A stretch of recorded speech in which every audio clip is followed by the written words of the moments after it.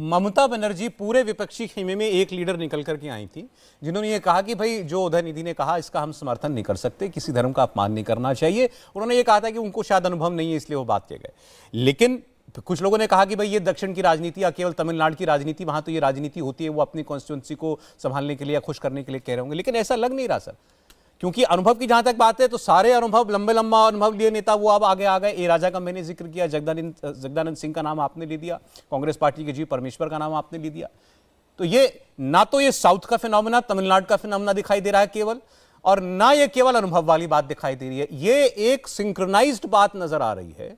और इसके पीछे क्या सोच है, मैं फिर वही अपना सवाल दोहरा रहा हूं, इन नेताओं को कुछ फायदा नजर आ रहा है, वरना कोई कैसे इस बात की कल्पना कर सकता है और हिम्मत कर सकता है कि हम देश की मेजॉरिटी जो जिस धर्म में यकीन कर सकती है उसका अपमान कर सकते हैं और चल सकते हैं। मैंने आपसे कहा सौरभ जी कि ये बातें 60s और 70s में शुरू हुई थी और अब तमाम जो डॉक्यूमेंट्स डीक्लासिफाई हुए हैं यूरोप में और रशिया में, उनसे दूध का दूध पानी का पानी हो गया है कि उसमें कितना सच था और कितना फेक नैरेटिव क्रिएट किया गया था। मेरा पूर्ण विश्वास है आज नहीं 10-20 साल के बाद, मे भी 25-30 साल के बाद, जब इन इंफॉर्मेशंस का भी तथ्य सामने आएगा तो हो सकता है इन लोगों को पता ही ना हो कि ये किस चीज के टूल बने हुए हैं। इस टूल किट के बहुत सी शक्तियां हैं बाहर। जॉर्ज सोरोस जैसे लोग ये अनाउंसमेंट भी कर चुके हैं, $1 बिलियन वो खर्च करेंगे। तो मैं ये नहीं कहता कि इनमें से कोई पैसा लेके बोल रहा होगा। ये जिन चीजों के थ्रू मैनिपुलेट हो रहे होंगे, इन्हें पता ही नहीं होगा कि ये किस चीज के इंस्ट्रूमेंट बने हुए हैं। जिसे मैं कहना चाहता हूं, यूरी बैजमनेव ने अपने टीवी इंटरव्यू में यह बात कहा कि बहुत से लोग जो अपने को बहुत लेफ्टिस्ट इंटेलेक्चुअल स्टालवार्ड समझते थे, इन आवर आईज, ये मेरे शब्द नहीं है उसके शब्द हैं, देवर यूजफुल इडियट्स। यानी हम सिर्फ ये देख रहे थे कि वो हमारी विचारधारा के लिए भारत के अंदर डीस्टेबलाइजेशन करने और डिमोरलाइजेशन करने में उपयोगी हो सकते हैं कि नहीं। तो कभी कभी आपको पता ही नहीं होता है कि आप किस चीज के रॉबोट बन गए हैं, क्योंकि सिस्टम बहुत अंदर से ऑल परवेडिंग है। और मोदी जी के प्रति नफरत के चलते हुए आज भारत मोदी जी के नेतृत्व में जो जिस ऊंचाई पर बैठ रहा, उस कारण से ईर्ष्या, जलन, प्रतिस्पर्धा, कुंठा, हताशा, वो सारी की सारी चीजें मिलकर ये कर रही होंगी। और मैं एक बात पूछना चाहता हूं, कौन देखना चाहता है भारत को शक्तिशाली अंतरराष्ट्रीय स्तर पर उठते हुए? आज 7.8% की हमारी ग्रोथ रेट है, जो वर्ल्ड की मेजर इकोनॉमीज में नंबर 1 पे है। आज तक कभी भारत के इतिहास में ऐसा नहीं रहा कि मेजर इकोनॉमीज में हम नंबर 1 के ऊपर आए। चाइना की सबसे बड़ी कंपनी रियल एस्टेट की एवरग्रांड बैंकक्रप्ट हो चुकी है, अमेरिका में 2 बैंक बैंकक्रप्ट हो चुके हैं। इसको लग रहा होगा कि भारत के लिए जो एक प्रशस्त मार्ग मोदी जी के नेतृत्व में उभरता हुआ दिखाई पड़ रहा है, इसमें कैसे बाधाएं डाली जाएं। बहुत सी शक्तियां होंगी और हमारे बहुत से भाइयों को जो ये बोल रहे हैं, कुछ तो वो हैं जो ज्यादा, देखिए मैं एक बात बताऊं, इसमें ज्यादातर वो नेता हैं जिन सब ने अपनी राजनीति 20वीं शताब्दी में शुरू की थी, तो कुछ का तो हैंगओवर पुराना पड़ा हुआ है और उन्हीं में कई लोगों को ये टूल के रूप में यूज कर लिया था। उन्हें पता ही नहीं होता किसने उनको क्या इंफॉर्मेशन फीड की, कौन सी बात बनाई। और नए नए लोग, उत्तर भारत में अखिलेश यादव जैसे लोग युवा और दक्षिण भारत में उदयनिधि स्टालिन जैसे लोग आ जाते हैं मुगालते में। उन्हें पता ही नहीं है कि उनके बुजुर्ग लोग उनको क्या कहानी समझा रहे हैं। नहीं, उसमें सुधांशु जी देखिए, ये जब सनातन की बात करते हैं फिर उसमें ढूंढते हैं कि भाई नहीं देखिए इसके अंदर ये खामियां थी, ये गलतियां हैं इसके अंदर, ये ऐसे पिछड़ों का दमन किया जाता है। तो फिर जो है धीमे से जो है बात फिर आगे कर दी जाती है कि ये जो पार्टी, आपकी पार्टी जो है और आरएसएस वाले, ये तो ब्राह्मणवादी मनुवादी लोग हैं, ये तो चाहते हैं इसी जातीय व्यवस्था को लागू किए रखना ताकि इनका वर्चस्व बना रहे। और फिर उसमें कहते हैं कि भाई इसलिए देखो जाति की गणना नहीं कराना चाहते हैं। तो बात कहीं से पीछे से शुरू होती है, आ जाती है अभी तुरंत पर कि भाई जाति की जनगणना कराओ, ये सब जाति, पिछड़ी जातियों के विरोधी लोग हैं। देखिए, हाँ, वो जो बात ये कहते हैं, पहली बात तो मैं कह दूं, बहुत बड़ा मिसकंसेप्शन होता है कि मनुवाद ब्राह्मणवाद है। महाराज मनु ब्राह्मण नहीं थे भाई, महाराज मनु को क्षत्रिय माना गया है। पता नहीं कहां से लोग बगैर पढ़े लिखे के लोग कनेक्ट कर देते। दूसरा, हिंदू धर्म के 2 सबसे बड़े ग्रंथ है ना, रामायण और महाभारत। रामायण के रचयिता महर्षि वाल्मीकि और महाभारत के रचयिता महर्षि वेदव्यास। दोनों किस वर्ग में हैं?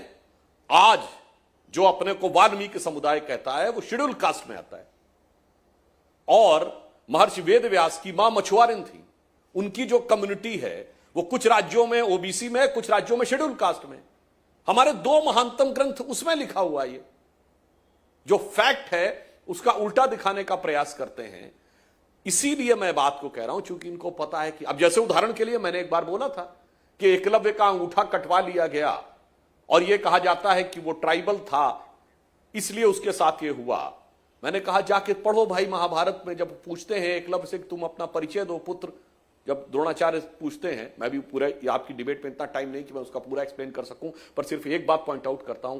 तो एकलव्य क्या परिचय देता है? मैं मगध नरेश जरासंध के प्रधान सेनापति हिरण्य धनु का पुत्र एकलव्य। अरे ये भी तो बोलिए ना, he was son of the chief of the arm forces. तो इसका मतलब ट्राइबल आर्म फोर्सेस के चीफ होते थे ना? ये नहीं बताना है, क्योंकि हमें तो लड़ाने के वो खोजने हैं। इसलिए चेरी पिकिंग नहीं, आधा सेंटेंस दिखाना है, आगे बोलना ही नहीं है कि उसका फादर कौन था। इसलिए ये एक षड्यंत्र है जी। जो कि एक, इसीलिए मैं बार बार कोट कर रहा हूं कि ये एक बहुत व्यवस्थित षड्यंत्र चलाया गया स्वतंत्रता के बाद। और ये गलती तब हुई जब इंदिरा गांधी जी ने कम्युनिस्टों का सपोर्ट लेकर इंडिया की पहली माइनॉरिटी गवर्नमेंट को बचाया 1969। और मैं ईमानदारी से और पुनः इस बात को दृढ़ता से कहता हूं, 1970 से पहले की हिंदी फिल्में देख लीजिए और 1970 के बाद की हिंदी फिल्में देख लीजिए। पूरा हिंदू धर्म को डिस्कॉर्ड करना और हर बात को लेकर सामाजिक संघर्ष और जातिगत संघर्ष का रूप देने का प्रयास करना। और वास्तविकता में यह है कि जैसे कहते हैं कि साहब जो धर्म सहिष्णुता को नहीं माने, बराबरी की बात न करे, उसको आप नहीं मानते। चलिए मैंने मान लिया, तो गैर बराबरी की बात होती तो कहा जाता ना हिंदू समाज में 6000 से अधिक जातियां हैं। मैं अपने सारे विरोधियों से विनम्रता से पूछता हूं, एक धर्म ग्रंथ दिखाओ तो जिसमें 6000 जातियां लिखी और उनका स्ट्रेटिफिकेशन लिखाओ, उसका क्रम लिखाओ। यह बताइए ना, यह कहां लिखा है कि सुनार ऊंचे हैं कि लोहार ऊंचे, तेली ऊंचे हैं कि कुम्हार ऊंचे? कहां लिखा है? किस धर्म ग्रंथ में लिखा है? मैं चुनौती से पूछता हूं, बता दीजिए। और मैं अंत में एक और बात कहता हूं जी। यह लिखा है हर्बर्ट रिस्ले, जो ब्रिटिश सेंसस कमिश्नर था। उसने 1901 में जो सेंसस किया उसमें उस जमाने में 2378 जातियां, बाद में 1931 में 4114 जातियां, उनका स्ट्रेटिफाई किया था। और इसीलिए मैं पुनः कह रहा हूं, डॉक्टर अंबेडकर ने, बहुत प्रचार किया जाता है कि उन्होंने हिंदू धर्म का त्याग किया और बौद्ध धर्म को ग्रहण किया। बिल्कुल, पूरी बात क्यों नहीं बताते भाई कि उन्होंने क्रिश्चियनिटी और इस्लाम को क्यों नहीं ग्रहण किया?